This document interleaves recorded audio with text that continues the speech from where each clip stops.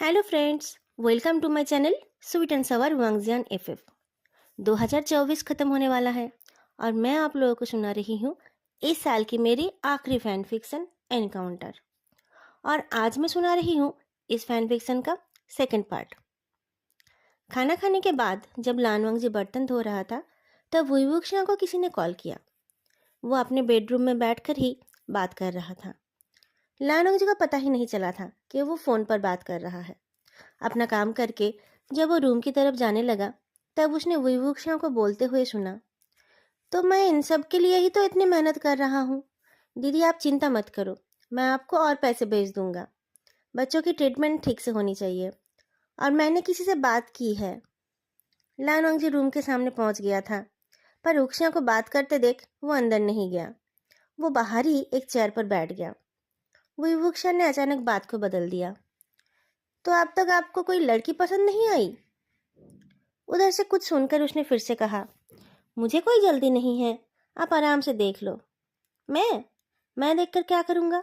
आप मेरे लिए जिसको पसंद करोगी मैं तो आंखें बंद करके उसी से शादी कर लूँगा, क्योंकि मुझे आप पर इतना भरोसा है जितना कि मुझे खुद पर भी नहीं है। आप मेरे लिए सबसे सुंदर लड़की ही तो चुनोगी। मैं सच बोल रहा हूँ। आप बस लड़की पसंद कर लो, मैं आकर शादी कर लूँगा। वो युवक्षण ने मुस्कुराते हुए कहा, अच्छा दीदी, मुझे कहीं निकलना है, मैं आपसे बाद में बात करूंगा। लानोंग जी का स्कूल और पढ़ाई दोनों ठीक से चल रहे थे। लॉ कॉलेज के एडमिशन टेस्ट के लिए प्रिपेयर होने के लिए वो कोचिंग सेंटर में भी जाता है। अभी 12th क्लास में होने की वजह से उसके पास ज़्यादा फालतू टाइम नहीं है। पॉर्न वीडियो अपलोड करने की वजह से जिस लड़के को अरेस्ट किया गया था वो एक हफ्ते बाद ही स्कूल आ गया, पर उसे कुछ दिनों के लिए क्लासरूम में बैठकर क्लास करने नहीं दिया जाएगा। लानोंग जी ने सुना कि वो 2 हफ्ते तक बाकी बच्चों के साथ नहीं बैठेगा, उसे अलग रूम में बिठाया जाएगा। पर क्लास के बाहर तो वो हर जगह पर ही जा रहा था, सबसे मिल रहा था और फिर एक ही हफ्ते में वो क्लास में आकर भी बैठने लगा। लानोंग जी की उससे कभी भी दोस्ती नहीं थी, इसलिए उसने उसे बस इग्नोर कर दिया। पर वो सोचने लगा, शायद उस लड़के के पेरेंट्स के बहुत पैसे हैं, नहीं तो वह कैसे इतनी आसानी से छूट गया और कैसे स्कूल ने भी इतनी आसानी से उसे एक्सेप्ट कर लिया। उसके पुराने स्कूल में तो छोटी मोटी बातों पर भी बच्चों को सस्पेंड कर देते थे और ज़्यादा कुछ होता तो सीधा स्कूल से निकाल देते थे। बड़े शहरों की और अमीर बच्चों की बात ही अलग है। इसके पेरेंट्स ने पुलिस को भी बहुत पैसे दिए होंगे और स्कूल को भी बड़ा डोनेशन दिया होगा। ये सब सोचते सोचते उसे उस करप्ट युवक्षा की याद आई। पता नहीं इन सब से उसको कितना हिस्सा मिला होगा। मौका मिले तो वो कभी उससे पूछेगा जरूर। लानवांग जी कुछ काम कर रहा था कि उसे सुनाई दिया कि उसके पीछे बैठकर 2 लड़कियां धीमी आवाज में मियाँ मियाँ के बारे में बात कर रही है। मियाँ मियाँ एक स्मार्ट और इंटेलिजेंट लड़की है। लानवांग जी से उसकी थोड़ी बहुत दोस्ती है, जैसे कि क्लास के कुछ और लड़के लड़कियों के साथ उसकी दोस्ती है वैसे ही। एक बार किसी प्रोजेक्ट में दोनों ने एक साथ काम किया था, उसके बाद थोड़ी दोस्ती हो गई। बाकी लड़कियों के साथ भी उसकी ऐसे ही दोस्ती हुई है। मियाँ मियाँ 2-4 दिन से स्कूल नहीं आ रही है। लानोंग जी ने उस गॉसिप करने वाली लड़कियों से पूछा, मियाँ मियाँ को क्या हुआ है, वो स्कूल क्यों नहीं आ रही है? लानोंग जी ने नॉर्मल आवाज में पूछा था, जिससे उसके इस सवाल को कुछ और लोगों ने भी सुन लिया था। वांग लिंगजियाओ जो सामने बैठी थी, वो ये सवाल सुनकर पीछे मुड़कर देखती है और फिर कहती है, मुझे पूछ रहा है? अभी जिस सब्जेक्ट पर प्रोजेक्ट चल रहा है उसमें वांग लिंगजियाओ लानवांग जी की पार्टनर है, इसलिए फिलहाल लानवांग जी उससे ही सबसे ज़्यादा बातें करता है। वांग लिंगजाओ का सवाल सुनकर उसने कहा, हाँ तुझे पता है, वो तो तेरी दोस्त है ना? कौन उससे दोस्ती करना चाहेगा, वो बस एक अटेंशन सीकर है, वांग लिंगजाओ ने कहा। मैंने सुना है कि उसका एक्सीडेंट हुआ है, कितना बड़ा पता नहीं, पर शायद वो हॉस्पिटल में है। एक्सीडेंट कैसे हो गया, कार से? लानवांग जी ने पूछा। नहीं, छत से गिर गई है, वांग लिंगजाओ ने कहा। शायद वो खुद ही छत से कूद गई है। इतना बोलकर वांग लिंगजाओ वहां से उठकर चली गई। लानवांग जी थोड़ी देर के लिए शॉक्ड हो गया था। छत से गिर गई है? कितनी ऊंची छत? कितना चोट लगा होगा? वो ठीक तो होगी? क्या उसे कॉल करना ठीक रहेगा? नहीं, वो तो हॉस्पिटल में होगी। अगर उसके पेरेंट्स ने कॉल रिसीव कर लिया तो वह क्या पूछेगा। लानवांगजी ने मियाँ मियाँ को कॉल नहीं किया, पर उस दिन स्कूल के बाद उसके पास वुई का कॉल आ गया। कहाँ हो तुम? वुई ने पूछा। मैं कोचिंग सेंटर के गेट में हूँ, अभी मेरा क्लास है, लानवांगजी ने जवाब दिया। कितने बजे छुट्टी होगी? वुई ने पूछा। 7 बजे, लानवांगजी ने जवाब दिया। मुझे एड्रेस भेज दो, मैं तुम्हें पिक करने आऊँगा, वुई ने कहा। क्या कोई ज़रूरी काम है? मिलकर ही बताऊँगा, वुई ने जवाब दिया। कोचिंग सेंटर से निकलते ही लानवांगजी को वुई दिख गया। वो रोड के उल्टे साइड खड़ा होकर सिगरेट पी रहा था। एक हैंडसम पुलिसमैन को खड़ा देख लड़के एक्साइटेड हो गई। सब जानना चाहते थे कि वो वहाँ पर क्या कर रहा है। क्या वो अपनी गर्लफ्रेंड को लेने आया है या फिर अपनी बहन को? ये सब बातें सुनने के बाद लानवांगजी को थोड़ा अजीब तो लग रहा था, पर उसने अपनी शर्म को तो उसी दिन बेच दिया था जिस दिन उसने विवक्षा का गुलाम बनना स्वीकार किया था। लोग क्या सोचेंगे इस बात की परवाह ना करके वो विवक्षा के सामने जाकर खड़ा हो गया। लड़कियों के हैरान चेहरे को देखते हुए विवक्षा मुस्कुराता है और पूछता है, इनमें से तुम्हारी गर्लफ्रेंड कौन सी है? कोई नहीं, लानवांगजी ने जवाब दिया। ओह, मेरा सवाल ही गलत था, विवक्षा ने लानवांगजी की तरफ देखकर कहा। मेरा मतलब है कि यहाँ तुम्हारी कितनी गर्लफ्रेंड्स है? क्या वो लोग इनमें से नहीं है? मेरी एक भी गर्लफ्रेंड नहीं है। और आप कितनी गर्लफ्रेंड से पूछ रहे हैं? लानवांगजी ने मुंह बनाकर कहा। मेरे लिए ये पता करना मुश्किल काम नहीं है। मैं एक दिन में पता कर सकता हूँ कि यहाँ तुम्हारी कितनी गर्लफ्रेंड्स है और स्कूल में कितनी। विवक्षा सिगरेट को बुझाकर फेंक देता है। जाओ, कार में बैठो। लानवांगजी कार में जाकर बैठा। 3-4 बार विवक्षा से मिलने के बाद अब वो उससे और ज़्यादा नहीं डरता है, पर उससे फालतू में लड़ाई करने में भी कोई समझदारी नहीं है। लानवांगजी के कार में बैठ जाने के बाद विवक्षा अपने पॉकेट में हाथ डालकर इधर उधर देखता है, या ऐसे भी कह सकते हैं कि वो सबके सामने अपने आप को दिखाता है, और फिर जाकर वो कार में बैठता है। जैसे ही वो कार में आकर बैठा, लानवांगजी ने पूछ लिया, आपकी कितनी गर्लफ्रेंड्स हैं? मेरी गर्लफ्रेंड्स की खबर से तुम्हें क्या करना? मेरी शादी की उम्र हो गई है और मैं फैमिली चलाने का खर्चा उठा सकता हूँ, विवक्षा ने कहा। मैं तुम्हारी तरह स्कूल में पढ़ने वाला बच्चा नहीं हूँ। लानवांगजी ने मुंह बना लिया।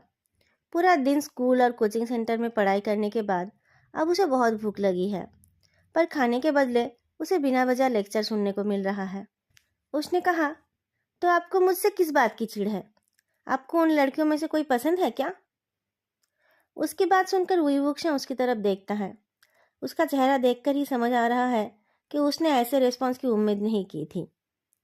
लानवांगजी के चेहरे को अच्छे से देखते हुए उसने कहा, तुम्हारे लिए किसी ने अपनी जान देने की कोशिश की है।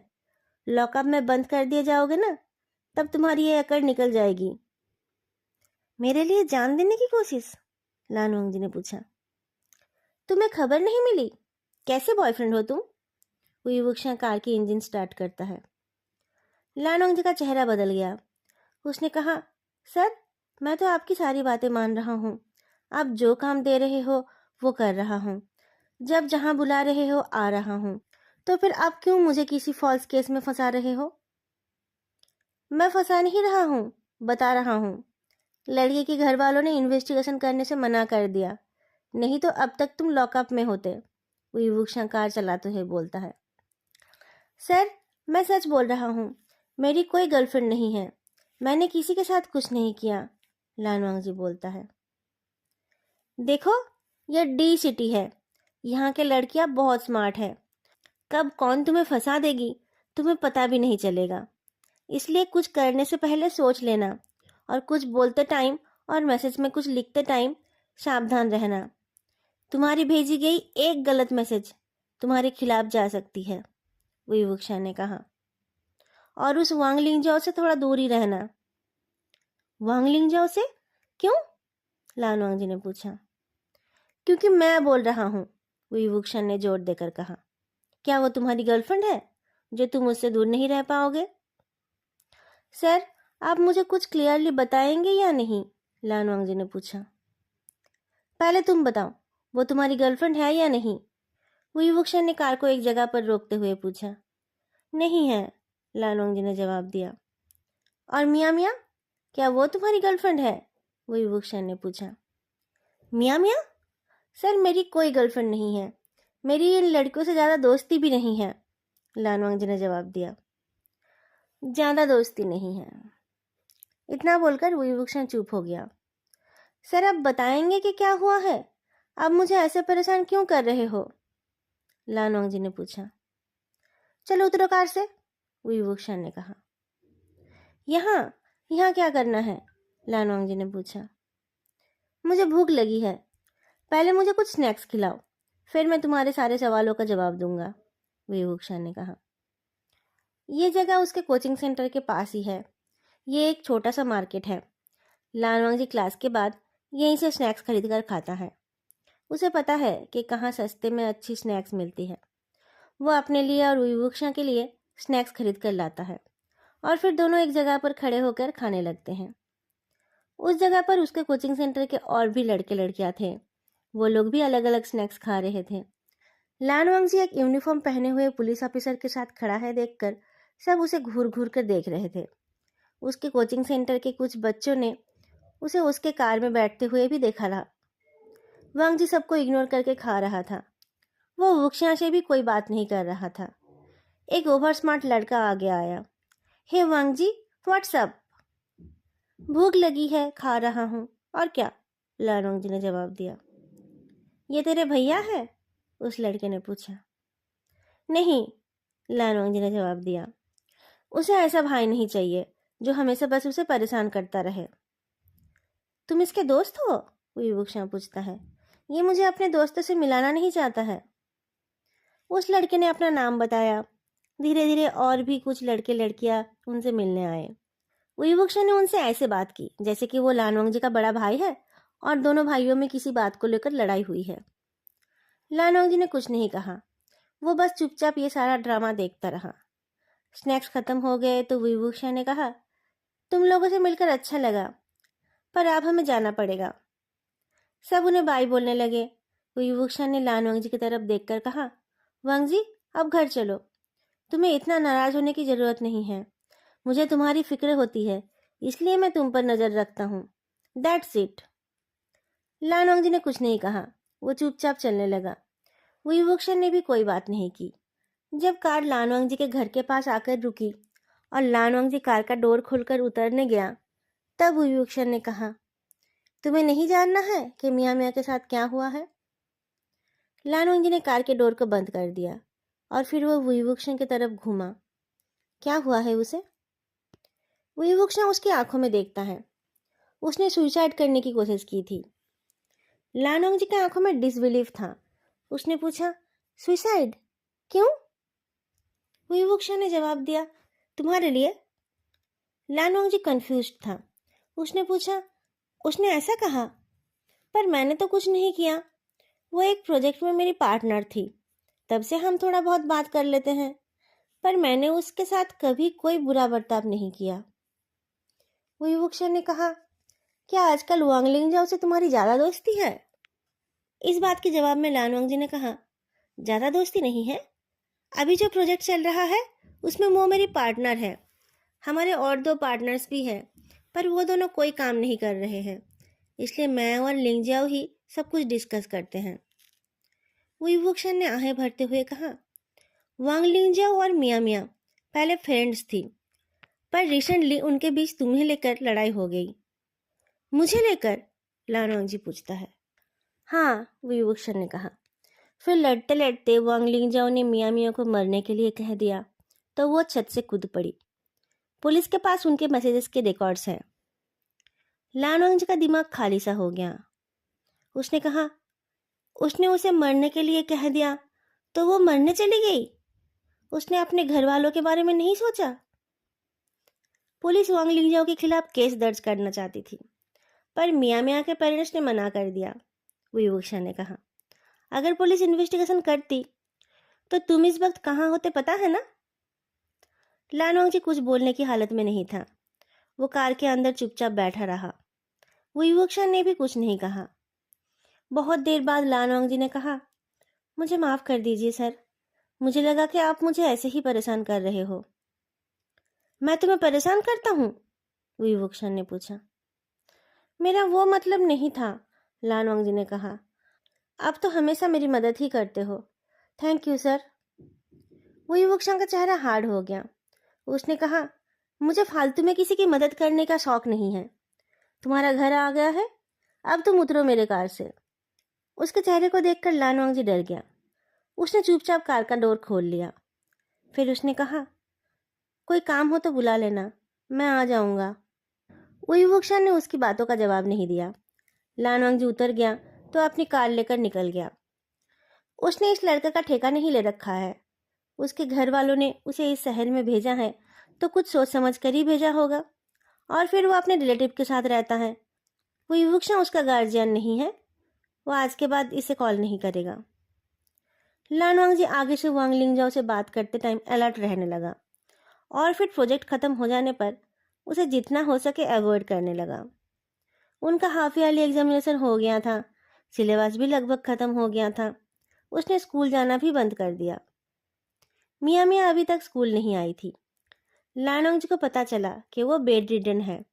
वो अपने पैरों पर खड़ी नहीं हो सकती। उसे स्कूल आने में शायद कुछ महीने लग जाएंगे। शायद वो इस साल एग्ज़ाम नहीं देगी।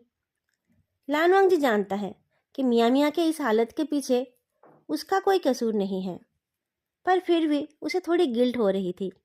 उसने खुद से मियाँ मियाँ को मैसेज भी नहीं किया। पता नहीं उसके घर वाले मैसेज देखकर कैसे रिएक्ट करेंगे। थोड़ा ठीक हो जाने पर मियाँ मियाँ ने खुद ही उसे मैसेज किया। लानवांग जी के पूछने पर उसने बताया कि वो छत से फिसल कर गिर गई थी और अब चल फिर नहीं सकती। लानवांग जी ने उसे नहीं बताया कि उसे उसके सुसाइड अटेम्प्ट के बारे में पता है। टेक्निकली उसे पता नहीं होना चाहिए, क्योंकि स्कूल में भी सब यही जानते हैं कि ये एक एक्सीडेंट है। दोनों ने नॉर्मली बात की। लानवांग जी ने उसकी क्विक रिकवरी के लिए प्रे किया। अगर विवक्षा की बात सच है तो वांग लिंगजाओ के साथ मियाँ मियाँ की लड़ाई की वजह लानवांग जी हैं। जितना लानवांग जी जानता है, वो दोनों तो बहुत अच्छे दोस्त थे।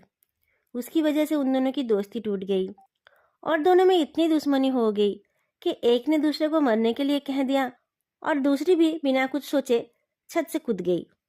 लानवांग जी ना चाहते हुए भी उन दोनों के बीच आ गया है और वो इस मामले में कुछ कर भी नहीं सकता। वो खुद से कुछ बोलने जाएगा तो बात और बिगड़ जाएगी। उसने उन दोनों को समझने नहीं दिया कि उसे उन दोनों की लड़ाई के बारे में पता है। वो दोनों से ही बात करता है, लेकिन किसी से भी ज़्यादा बातें नहीं करता है। पर उसे अभी तक ये समझ नहीं आया है कि उसको लेकर वो दोनों क्यों लड़ रहे थे।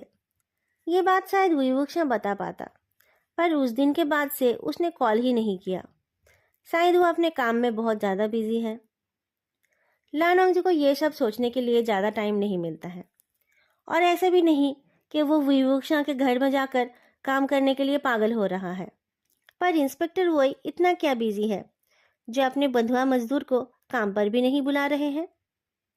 अब जब विभूषण उसे काम करने के लिए नहीं बुला रहा है, तब लानवांग जी ने रियलाइज किया कि वो कितना भी विभूषण के बारे में बुरा क्यों ना सोचे, उसने कभी उसके साथ कुछ बुरा बर्ताव नहीं किया। हाँ, उसने उससे घर का काम कराया है, पर उसे उसके घर से ले भी गया है और घर छोड़कर भी गया है, और फिर उसने खुद खाना बनाकर उसे खिलाया है, रेस्टोरेंट में ले जाकर भी खिलाया है। अगर उसका फ़ायदा उठाना ही उसका मकसद होता तो क्या वो ये सब करता। इवन उस रात जब लानवांग जी कैसे घर जाएगा समझ नहीं पा रहा था, तब भी उसने उसे घर छोड़ दिया था। पर उसने उसकी बगैर कपड़ों वाली फ़ोटो भी तो खींची थी। ये उसने बिल्कुल ठीक नहीं किया था। लानवांग जी को उस रात की ह्यूमिलेशन याद आ गई। इंस्पेक्टर वोई ने उसे बिल्कुल नंगा होने के लिए कहा था। ऐसा कोई शरीफ इंसान करता है क्या? अगर उनको कोई ऐसा कहता तो वह क्या करते? लानवांग जी को उस दिन की बात याद आई जब विवक्षा नहाकर टॉवल में बाथरूम से निकला था। एक दिन नहीं, लानवांग जी ने एक्चुअली उसे बहुत बार बगैर कपड़ों में देखा है। मतलब बिल्कुल बगैर कपड़ों में नहीं, पर फिर भी उस हिसाब से तो दोनों बराबर हो गए। और उसने तो उसके अंडरवेयर को भी धोया है। उस दिन विवक्षा के यूनिफॉर्म के साथ उसके अंडरवेयर भी बाल्टी में भीग रहे थे। लानवांग जी ने वो सब कुछ अपने हाथों से धोया था। लान वंगजी अपना फ़ोन खोलकर वुईवुक्शा की डीपी चेक करता है। वुईवुक्शा की फ़ोटो देखते देखते अचानक उसने अपनी बॉडी में कुछ महसूस किया। आजकल पता नहीं उसे क्या हुआ है, अकेले रहते टाइम कभी भी ऐसा हो जाता है। लान वंगजी घर में अकेला है। वो पढ़ते पढ़ते थोड़ा ब्रेक ले रहा था। इतने में उसकी बॉडी बहुत ज़्यादा बेचैन होने लगी। वो अपने बेड पर बैठकर ही अपनी बॉडी के डिमांड को फुलफिल करने लगा। और वो काम करते करते वो वुईवुक्शा के बारे में सोचता रहा। आज ये काम करते करते अचानक उसने एक चीज़ रियलाइज़ किया। ऐसा उसके साथ उस टाइम होता है जब वो उस इंस्पेक्टर के बारे में सोचता है। क्या उसे स्टॉकहोम सिंड्रोम हो गया है? लान वंगजू को अपनी पढ़ाई पर ध्यान देना चाहिए। वुईवुक्शा के बारे में सोचकर उसे टाइम वेस्ट नहीं करना चाहिए। पर वो क्या करेगा? उसे बार बार उस आदमी की याद आती रहती है। पर अब जब वो उसे मिस करता है तब वो आदमी उसे बुलाता ही नहीं है। कितनी अजीब बात है ना। पहले जब वो उस आदमी से मिलना नहीं चाहता था तब वो उसे बुलाता रहता था, और अब जब वो उससे मिलना चाहता है तब उसे उसकी याद भी नहीं आ रही है। वुईवुक्शा को कुछ दिन बाद लान वंगजी की याद आई। अपने फ़ोन के स्क्रीन पर वुईवुक्शा का नाम देखकर लान वंगजी का दिल जोर से धड़कने लगा। उसका हाथ कांपने लगा। पहले जब वुईवुक्शा कॉल करता था तब भी वो डर जाता था। आज भी वो डर गया। पर उस टाइम के डर में और इस टाइम के डर में बहुत फ़र्क है। उस टाइम वो डरता था कि शायद वुईवुक्शा उसे परेशान करेगा, उससे उल्टे सीधे काम करवाएगा। पर अब उसे इस बात का डर है कि कहीं वुईवुक्शा को ये पता ना चल जाए कि वो उसके बारे में क्या क्या सोचता है। उसने डरते हुए फ़ोन रिसीव किया। जब उसने हेलो कहा तब उसकी आवाज़ भी कांप उठी। लान वंगजी, कहाँ हो तुम? वुईवुक्शा ने पूछा। घर में हूँ, लान वंगजी ने जवाब दिया। और तुम्हारे कजिन, वो कहाँ है? वुईवुक्शा ने पूछा। वो तो काम पर गए हैं, लान वंगजी ने जवाब दिया। आज तो संडे है, आज भी काम है? वुईवुक्शा ने पूछा। हाँ, वो पूरे हफ्ते ही काम करते हैं, लान वंगजी ने कहा। ठीक है, तुम अभी पुलिस स्टेशन आ जाओ, वुईवुक्शा ने कहा। Police station? लान वंगजी ने पूछा। हाँ, अभी आ जाओ, वुईवुक्शा ने कहा। लान वंगजी जल्दी से रेडी होकर पुलिस स्टेशन जाकर पहुंचता है। पता नहीं आज उसे यहाँ क्यों बुला लिया है। आज तो संडे है। आज लान वंगजी को कुछ बोलना नहीं पड़ा। पुलिस स्टेशन पहुंचते ही उसे डायरेक्ट वुईवुक्शा के चेम्बर में भेज दिया गया।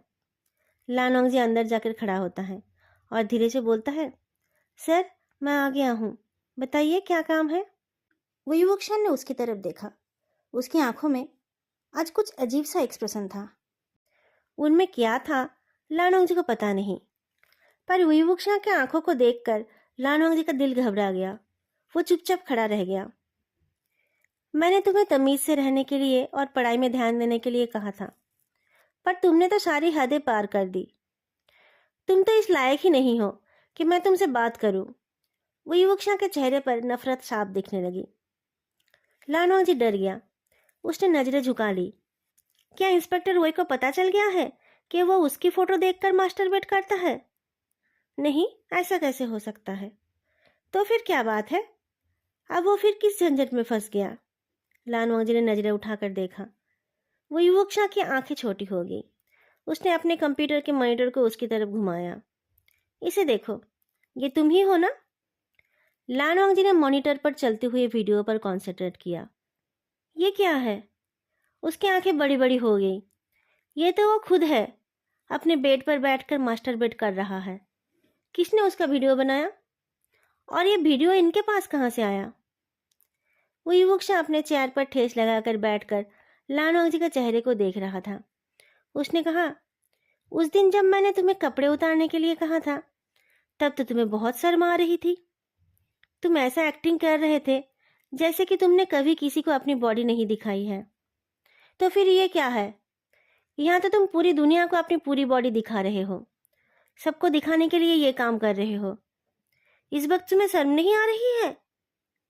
वो वीडियो देखकर लान वंगजी इतना शॉक्ड था कि वो उस वीडियो को पॉज करना भी भूल गया था। वो बस आंखें बड़ी बड़ी करके देखे जा रहा था। वुईवुक्शा की बातें सुनकर उसे होश आया वो अपने हाथों से अपने चेहरे को कवर करके नीचे बैठ गया। मैंने देख लिया तो तुम्हें शर्म आ रही है? जब इंटरनेट पर हजारों लोग देख रहे थे तब तुम्हें शर्म नहीं आई? विभूषण ने पूछा। हजारों लोग इंटरनेट पर? मेरा ये वीडियो इंटरनेट पर कैसे पहुंचा? लानवांग जी ने पूछा। कैसे गया है तो तुम्हें ही पता होगा। तुम तो रेगुलर अपने वीडियोस डालते रहते हो। तुम तो स्टार हो, पैसे भी अच्छे मिलते हैं ना तुम्हें? विभूषण ने पूछा। सर, लानवांग जी रोने लगा। मुझे नहीं पता सर, मैंने कोई वीडियो नहीं बनाया था। ये तुम नहीं हो? विभूषण ने पूछा। उसने एक और वीडियो निकाला। ये भी तुम नहीं हो? लानवांग जी फिर से मॉनिटर की तरफ देखता है। उस वीडियो में भी वो मास्टरबेट कर रहा है। ऐसे वीडियोज बनाया किसने? लानवांग जी की नज़र उसके बेड पर रख के फ़ोन पर पड़ी। उसने कहा, ये देखिए। फिर उसे होश आया तो उसने मॉनिटर में अपनी वीडियो के हाथ से कवर कर दिया। फिर कहा, ये देखिए, मेरा फ़ोन तो मेरे पास ही रखा है। ये वीडियो मैंने नहीं बनाया। ये वीडियो मोबाइल के फ़ोन से नहीं बना है, इसे कैमरा से खींचा गया है, विभूषण ने कहा। कैमरा से? ऐसा नहीं हो सकता। जिस रूम में मैं सोता हूँ वहाँ तो कोई खिड़की भी नहीं है। कोई मेरा वीडियो कैसे बनाएगा? लानवांग जी ने पूछा। तुमने ही बनाया है, और कोई क्यों बनाएगा? विभूषण ने पूछा। इंस्पेक्टर रोय, मैं सच बोल रहा हूँ, मैंने ऐसा कुछ नहीं किया। मुझे तो पता ही नहीं था कि ऐसा कोई वीडियो बना भी है। मैं एक अच्छे घर से हूँ। मेरे चाचा जी उतने अमीर तो नहीं हैं, पर बहुत रिस्पेक्टेड इंसान है। मैं ऐसा कुछ नहीं करूँगा जिससे उनकी बदनामी हो। लानवांग जी विभूषण के पैरों के सामने जाकर गिरता है। मैंने ये वीडियो नहीं बनाया। मैंने अपना वीडियो इंटरनेट पर नहीं डाला। मैं सच बोल रहा हूँ सर, मैंने ये सब नहीं किया। विभूषण उसके कदमों में गिरे लानवांग जी को देखता है। क्या यह लड़का झूठ बोलने में इतना अच्छा है? वीडियो सामने है और वो बोल रहा है कि उसे कुछ नहीं पता। विभूषण उस पर ट्रस्ट करना तो नहीं चाहता है, पर पता नहीं क्यों उसका मन थोड़ा सा सॉफ्ट हो गया। उसने कहा, लानवांग जी, मैं लास्ट टाइम पूछ रहा हूँ, मेरे सामने झूठ बोलोगे तो मैं तुम्हारे लिए कुछ नहीं कर पाऊंगा। मेरी तरफ देखो। लानवांग जी धीरे से अपनी नज़रें उठाकर देखता है। विभूषण ने पूछा, सच सच बताओ, ये वीडियो किसने बनाया है? मुझे नहीं पता सर, मैं सच बोल रहा हूँ, मुझे नहीं पता, लानवांग जी ने प्लीड किया। वो थोड़ा और आगे होकर विभूषण के पैरों के बिल्कुल सामने हो गया, पर उसने विभूषण को छूने की हिम्मत नहीं की। सर, मेरी बातों का विश्वास कीजिए। आप जो बोलोगे मैं करने को तैयार हूँ, पर प्लीज़ इन वीडियोस को डिलीट करवा दीजिए। कहीं मुझे जानने वाले किसी ने ये देख लिया तो मेरा क्या होगा? Sir please. ये किसका घर है? विभूषण ने पूछा। मेरा, मतलब मैं जहाँ रहता हूँ, मेरे कजिन का घर है। ये मेरा बेड है, लानवांग जी ने जवाब दिया। विभूषण ने एक और वीडियो निकाला। और ये हमारा बाथरूम है। लानवांग जी की आवाज़ कांप उठी। उस वीडियो में वो नहा रहा है। विभूषण ने वीडियो बंद कर दिया। फिर उसने सब इंस्पेक्टर लीन को बुलाया। लानवांग जी से उसका फ़ोन ले लिया गया और उसे एक साइड में बिठा दिया गया। लानवांग जी का दिमाग बिल्कुल खाली हो गया था। उसमें कुछ सोचने की कैपेसिटी ही नहीं बची थी। वो अच्छे से पढ़ाई करने की कोशिश कर रहा था। उसे अच्छा रिजल्ट करना था, फिर लॉ कॉलेज में एडमिशन लेना था। उसके चाचा जी ने भी उसके लिए क्या क्या सोच रखा था, पर वो सब कुछ ख़त्म हो गया। उसकी ज़िंदगी में अब कुछ बचा ही नहीं। वो तो पढ़ लिख कर इज्जत की ज़िंदगी बिताना चाहता था। लॉयर बनकर भरी कोर्ट में ब्रेवली अपनी बात को पेश करना चाहता था। पर आज दुनिया भर के लोगों को उसकी नंगी बॉडी दिख गई है। लानवांग जी की इज्जत मिट्टी में मिल गई है। विभूषण की नज़र में लानवांग जी एक रेबेलियस टीनेजर था। अपनी उम्र के चलते गलतियां करना उसके लिए नॉर्मल था, पर वो अपनी बॉडी दिखाकर पैसे कमाएगा ये उसने उम्मीद नहीं की थी। क्या वो सच में इतना गिरा हुआ है या फिर वो इनोसेंट है? विभूषण जो कुछ दिन पहले सोच रहा था कि वो लानवांग जी के मामले में कोई इंटरेस्ट नहीं लेगा, आज खुद इस केस का इन्वेस्टिगेशन करने का फैसला लेता है। वीडियोज के कैमरा एंगल से पता चल रहा था कि कैमरा किसी एक जगह पर ही फिक्स्ड है। घर में एटलीस्ट 2 कैमरा है, एक जहाँ पर लानवांग जी का बेड है और दूसरा बाथरूम में। लानवांग जी के फ़ोन को फॉरेंसिक लैब में भेज दिया गया। उस फ़ोन में उन वीडियोज़ की कोई निशानी नहीं मिली। उसके फ़ोन से कोई एक्सटर्नल कैमरा भी कनेक्टेड नहीं है। उसके फ़ोन में ऐसा कोई ऐप भी नहीं है जहाँ से वो वीडियोज़ अपलोड होते हैं। शायद ये सब उसके कंप्यूटर में हुआ। कंप्यूटर कहाँ है तुम्हारा? इस सवाल के जवाब में लान वांगजी ने बताया कि उसका लैपटॉप घर में है। पुलिस को उसका लैपटॉप चाहिए था। सारे एविडेंस शायद उसी में मिल जाएंगे। पर अगर ये मान ले कि ये लड़का सच बोल रहा है और उसने ये सब नहीं किया है, तो फिर ये सब कौन कर रहा होगा? ऐसा तो वही कर सकता है जो उस घर में जा सकता है, जिसके पास उस घर का एक्सेस है। रात तक लानवांग जी का कजिन सुसे पुलिस हिफाजत में था। लानवांग जी के लैपटॉप के साथ साथ पुलिस को उसके घर में 2 कैमरा भी मिले। लानवांग जी का लैपटॉप साफ था। उससे कोई पॉर्न वीडियो अपलोड तो दूर की बात, कभी ऐसा कोई वीडियो डाउनलोड भी नहीं किया गया था। पुलिस ने उसके कजिन सुसे पर ही कॉन्सेंट्रेट किया। इन्वेस्टिगेशन में पता चला कि इस काम में उसके साथ 2 और आदमी हैं। ये लोग ऐसे वीडियोस को बेचकर पैसे कमाते हैं। लानवांग जी को अपने घर में लाने से पहले ही उसने अपने घर में कैमरा फिट कर लिया था और एक प्राइवेट प्लेटफॉर्म में शुरू से ही उसके नहाने का वीडियोस अपलोड किया जा रहा था। उन लोगों ने और भी जगह पर ऐसा कर रखा है। उसके एक साथी का एक घर है जो वो लड़कों को रेंट में देता है। उन लोगों ने उस घर के बाथरूम में भी कैमरा लगा रखा है। लड़कियों के बारे में घर वाले सावधान रहते हैं। वो लोग कहीं भी रहने नहीं चले जाते, पर लड़के तो ऐसे ही कैजुअली कहीं भी रह जाते हैं। उनके बाथरूम में कैमरा लगा होगा, ये कोई सोचता भी नहीं है। पर कुछ प्लेटफॉर्म ऐसे हैं जहां लड़कों की नूड बॉडी की भी डिमांड है। ये लोग वैसी जगह पर इन लड़कों के वीडियोस को अपलोड करते हैं। लानोंग जी के वीडियोस को लोग बहुत पसंद करने लगे थे। वो लोग उसके कुछ और इंटेंस वीडियो का डिमांड कर रहे थे। सू से बहुत सुबह काम के बहाने निकल जाता था और देर रात को घर आता था। लानोंग जी के लिए अकेले घर में कुछ भी करने में कोई परेशानी नहीं थी। पर लानोंग जी ना तो कभी किसी लड़की को घर लाता था और ना ही कभी मास्टरबेट करता था। वो बस पढ़ाई करता था और साथ में कुछ घर का काम कर लेता था। उसके वीडियोस के डिमांड बढ़ रहे थे तो सूसे ने उसके खाने में कुछ ड्रग्स मिलाना शुरू कर दिया। लानोंग जी की बॉडी उस ड्रग्स के इफेक्ट से हॉर्नी होने लगी। लानोंग जी को ये बात पता नहीं था, पर जब वो हॉर्नी होता था उसे विवुक्षा की याद आती थी। विवुक्षा का हैंडसम चेहरा और उसकी टोन्ड बॉडी, उसके चेस्ट मसल्स और उसके भीगे बाल, पानी में भिगोया गया उसका अंडरवेयर और उसका लानवांग जी को कपड़े उतारने के लिए कहना। लानवांग जी पहले कभी किसी और की इतनी करीब नहीं गया था। उसे लगने लगा कि वो विवुक्षा को सोचकर ही हॉर्नी हो रहा है। वो उसी को सोचकर मास्टरबेट करने लगा। अब कोई काम ऐसे ही दिखावे के लिए करना और किसी के लिए पैशनेट होकर करना, इन दोनों में फ़र्क तो है। व्यूअर्स को लानवांग जी का मास्टरबेशन बहुत पसंद आने लगा। इतना कि किसी ने उसके एक वीडियो को एक्सटर्नली किसी के साथ शेयर कर दिया। वो वीडियो इधर उधर घूमकर साइबर सिक्योरिटी वालों के पास आ गया। उनके पास ऐसे और भी कुछ वीडियोस थे जिनके क्लिप्स लेकर वो लोग कुछ पुलिस इंस्पेक्टर के साथ एक मीटिंग कर रहे थे। जब वो वीडियो क्लिपिंग्स दिखाई गए तब विवुक्षा ने लानोंग जी को पहचान लिया। पर सिर्फ वो ही नहीं था जिसने उसे पहचाना था। उसके एक कॉलीग ने कहा, इंस्पेक्टर वही, ये लड़का आपके उस पिल्ले का जैसा दिख रहा है ना? जिस पिल्ले की बात हो रही थी उसको इन सब के बारे में कुछ पता ही नहीं था। अपने घर में जो उसके लिए सबसे सेफ प्लेस होना चाहिए था उसमें वो बेफिक्र था।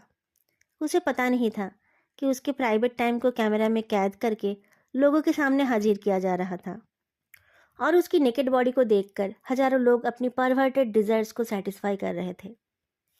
लानोंग जी को पता नहीं था कि क्या करना है। वो अभी भी माइनर है, इसलिए सबसे पहले उसके चाचा जी को बुलाया गया। लान चिरेन को तो सूसे कभी भी पसंद नहीं था। उन्हें उससे हमेशा एक बैड वाइब मिलती थी। अपने एक लौते भतीजों को उसके घर भेजकर उनको चैन नहीं था। वो रोज फोन करके लानोंग जी की खबर लेते थे और उसे सूसे के इन्फ्लुएंस से बचकर रहने की सलाह देते थे। पर पिछले 1.5 साल से सूसे के साथ रहकर भी लानोंग जी ने कभी ऐसा कुछ एक्सपीरियंस नहीं किया जो उसके लिए अनप्लीजेंट हो। उसने सूसे को कभी भी कोई गलत काम करते हुए भी नहीं देखा। उसे लगने लगा था कि वाकई सूसे उतना बुरा इंसान नहीं है। उसके घर में लानोंग जी को किसी भी चीज़ के लिए कोई रोक टोक नहीं था। उसके पढ़ाई में कोई डिस्टर्बेंस नहीं था। सूसे कभी उससे ज़्यादा कोई काम नहीं कराता था। वो सुबह खुद ब्रेकफास्ट और लंच बना देता था। लानोंग जी बस डिनर बनाता था और घर के छोटे मोटे काम कर देता था। शुरू में लानवांग जी जिस हेजिटेशन के साथ सूसे के घर आया था, बाद में वो गायब हो गया। वो उस घर में कंफर्टेबल फील करने लगा था और सूसे के अगेंस्ट भी उसका कोई कंप्लेन नहीं था। पर सूसे पिछले 1.5 साल से उसकी नूड वीडियोस बेच रहा है, ये जानकर लानवांग जी को बहुत बड़ा सदमा लगा। सूसे और उसके साथियों को कोर्ट में लाया गया।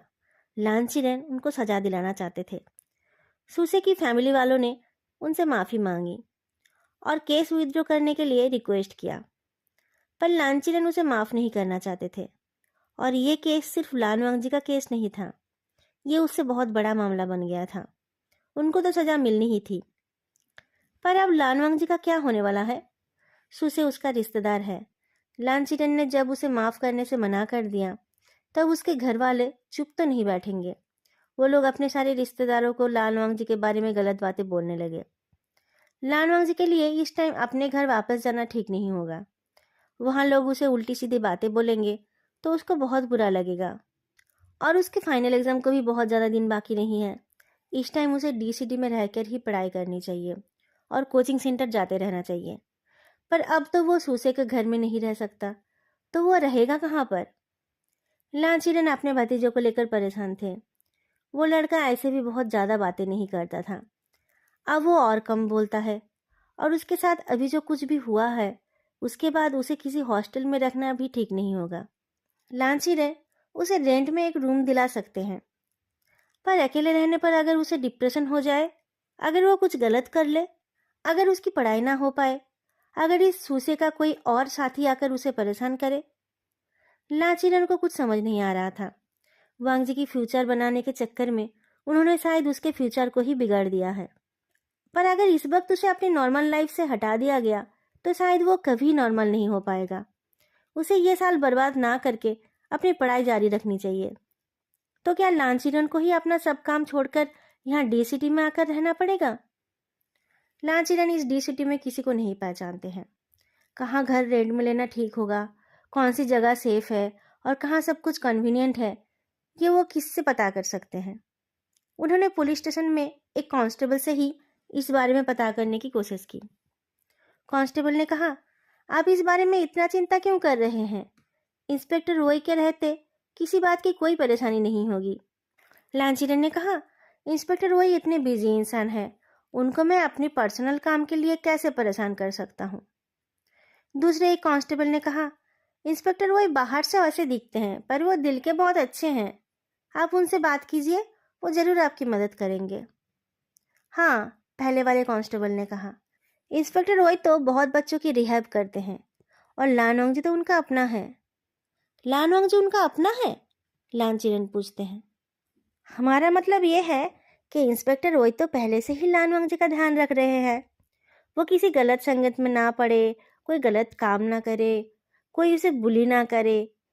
वो हमेशा इन सब बातों का ध्यान रखते हैं, कांस्टेबल ने कहा। लांचिरन इस इंफॉर्मेशन से बहुत हैरान हो गया। इंस्पेक्टर रोय और वांग जी पहले से एक दूसरे को जानते हैं? लानोंग जी को तो हम सब जानते हैं, वो तो कभी कभी इस बेंच पर बैठकर भी पढ़ाई करता है, दूसरे कांस्टेबल ने कहा। वांग जी पुलिस स्टेशन में बैठकर पढ़ाई करता है, वो यहाँ क्यों आता है? लांचिरन ने पूछा। एक्चुअली उसके स्कूल के एक प्रोग्राम में मेरी उससे मुलाकात हुई थी, वही वुक्षा ने पीछे से जवाब दिया। उसके बाद और भी 1-2 बार मुलाकात हुई। वो अच्छा लड़का है, पर थोड़ा भोला सा है, इसलिए हम सब उसका ध्यान रखते हैं। तो फिर आप एक मदद और कर दीजिए, लांचिरन ने रिक्वेस्ट किया। उसके और मेरे रहने के लिए एक छोटा सा फ्लैट रेंट में दिला दीजिए। दोस्तों, आज का ये पार्ट मैं यहीं पर ख़त्म कर रही हूँ। उम्मीद है आप लोगों को ये अच्छा लगा। तो देर किस बात की, जल्दी जल्दी लाइक और कमेंट कर दीजिए। फिर मिलेंगे अगली वीडियो में इस फैन फिक्शन के नेक्स्ट पार्ट के साथ। तब तक के लिए बाय।